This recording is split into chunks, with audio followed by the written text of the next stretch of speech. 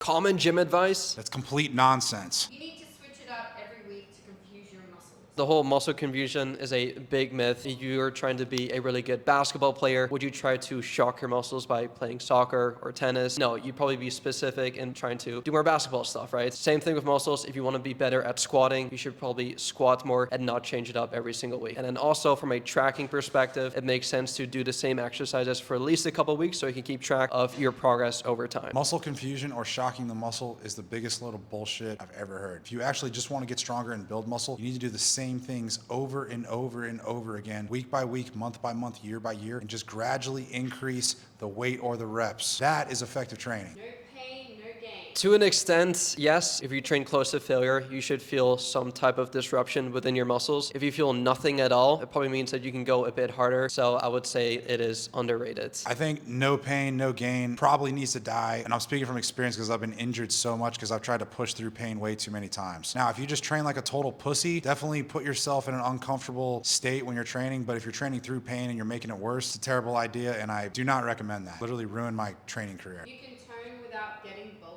You can certainly get toned without getting bulky. You don't need to get bulky in order to get toned. Just focus on eating a protein-rich diet, resistance train each muscle group 2 times per week, implement progressive overload, and you don't have to stuff yourself with food in order to get toned. Anybody can get toned. Even crackheads have abs. It's all about diet. If you actually just want to get toned, make sure you're in a calorie deficit. Strength training is a good idea to have more defined, more visible muscles, but it's not necessarily. And especially for women, you are not going to get too bulky if you start working out. I've been trying to get bulky for 20 years and I train all the time and I'm still trying to get bulky. People have no idea how hard it is to build muscle. Just get your diet in check and I guarantee you will be more toned. Doing crunches will burn belly fat. You cannot spot reduce belly fat, so just by you doing 1,000 crunches every single day, it does not mean that you're gonna reveal your midsection. When it comes to fat loss specifically, it all comes down to being in a low enough body fat percentage, and the way that you get there is by being in a calorie deficit for a prolonged period of time. So stop wasting your time doing endless crunches because it's gonna get you nowhere. Oftentimes, I will do 0 direct abdominal work, but I still have visible abs just because I'm muscular and my abs are going to show through. So you could reveal your abs by never doing a single abdominal exercise simply if you have your diet in check. You have no control of where your body burns fat or where your body stores fat. That's entirely up to your genetics. So spot fat reduction, total nonsense. If you stop lifting, muscles turn into fat. Muscles do not inherently turn into fat if you stop lifting. Your muscles will slowly get smaller and smaller because you're simply not providing it with the stimulus it needs to maintain its size. It doesn't turn into fat automatically, but if you stop lifting and just exercise less, the chances of you gaining more body fat is also going to be higher. So by you not lifting as much weights and not exercising as much, the likelihood of you losing some of the muscle and then also gaining a bit of fat are going to be very likely. If you stop lifting, then you're just going to become a weak little pussy. But that doesn't necessarily mean your muscles are going to turn into fat. That's really going to depend on more of your diet and how many calories you're eating. However, when you stop lifting, your muscles probably will get smaller because you're not sending your body the stress or the stimulus to maintain or preserve the muscle mass. A bad part about that is the reason why you could gain more fat is because muscles burn more calories. Muscles are very metabolically expensive. So when you have less muscle, you're going to burn less calories. And if you're still eating the same amount of calories, yeah, you could gain more fat, but that doesn't mean your muscles will turn into fat. Women should lift light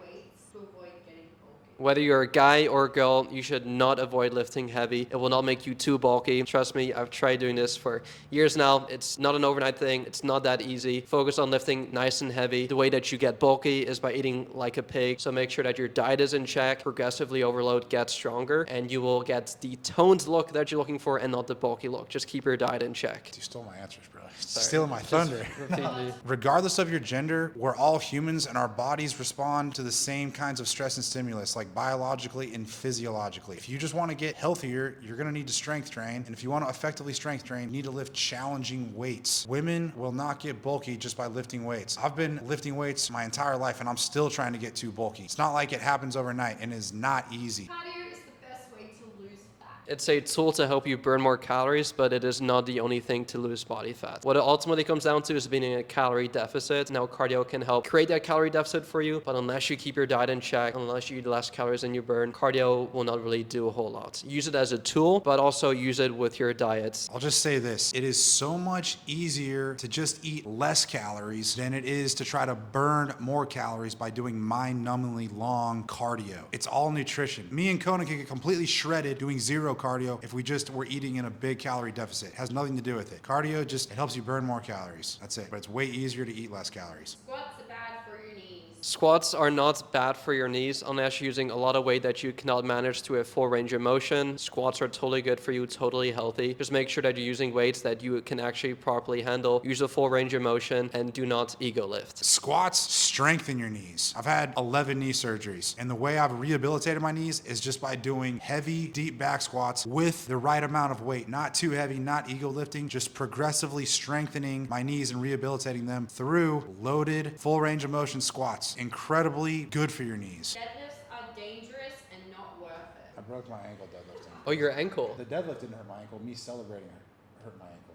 That's why she's telling me to answer it. I'm just trying to wrap my mind around how that happens. The deadlift is probably the greatest exercise to strengthen your back and your entire posterior chain. What's actually dangerous is being weak and fat. I agree. You could argue any exercise could be dangerous when done improperly. If you just use proper form, proper technique, full range of motion, and do not ego lift, it's a very good exercise and can help strengthen your entire posterior chain, so you should not neglect it. If more people just did squats and deadlifts, the world would be a way healthier place. You feel sore after every workout. Feeling sore after a workout means that you probably stimulated your target muscle group properly, but it is not the only way to really measure your progress. As long as you're getting stronger over time, you do not have to feel sore necessarily, but I would definitely say it's arguably a really, really good sign that you're at least stimulating your target muscle groups properly. That's complete bullshit. Being sore is a bad indicator of a good workout or effective training. Any dipshit trainer can make their client sore just by giving them 150 push-ups or 1,000 burpees. Anyone's gonna get sore from that. Doesn't mean it was necessarily a good workout or you got benefit from that. Soreness can be a good thing if you're doing effective, proper strength training and you get a bit sore from that. That can be totally fine. But if you're like unnecessarily sore or you feel like you got hit by a truck, that's probably a good sign that your training needs to change or needs to improve. Running is the best exercise for everyone.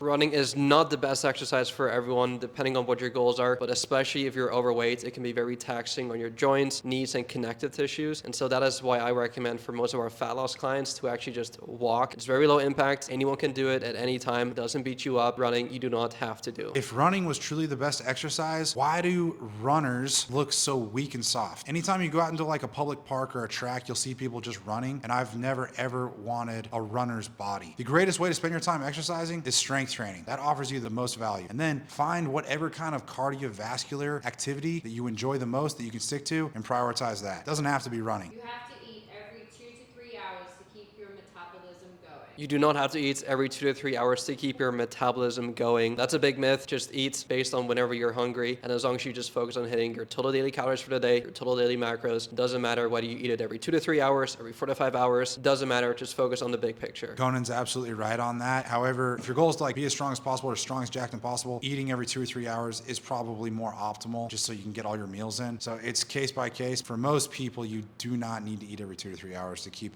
your metabolism high. CrossFit. Way overrated. Any group fitness chain, whether it's like CrossFit, Barry's Bootcamp, Orange Theory, F45, that's pretty much just random, mindless workouts. When it comes to CrossFit, the whole thing of constantly varied functional exercise done at high intensity sounds way better in theory than it is in reality. Like in reality, it's just constantly varied bullshit. Any exercise is better than no exercise, but when there's no long-term goal or structure or plan to that, it's not very effective. Also, a big problem with CrossFit and other group fitness training is they grossly overvalue conditioning and grossly undervalue strength. Another problem with CrossFit is the average person does not need to learn how to do a snatch or walk on their hands. In the time that you would be learning how to do those skills, you could actually be spending that time getting stronger with a barbell, like your deadlift, your squat, your overhead press. And that would provide you so much more value. So from a training standpoint, I think CrossFit is way overrated. I would say it's overrated as well. Unless you want to become a better CrossFit person, whatever that is,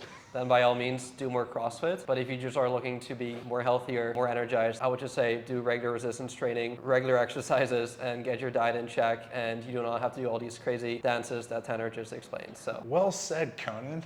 That was good. Do you want to be a special CrossFit person? I don't even know how to describe dude. that. That was good. That was good. Sorry. I wanted to get that out there, and it just helps. Good. I think we got it. We got it all right. Yeah, no, that was awesome.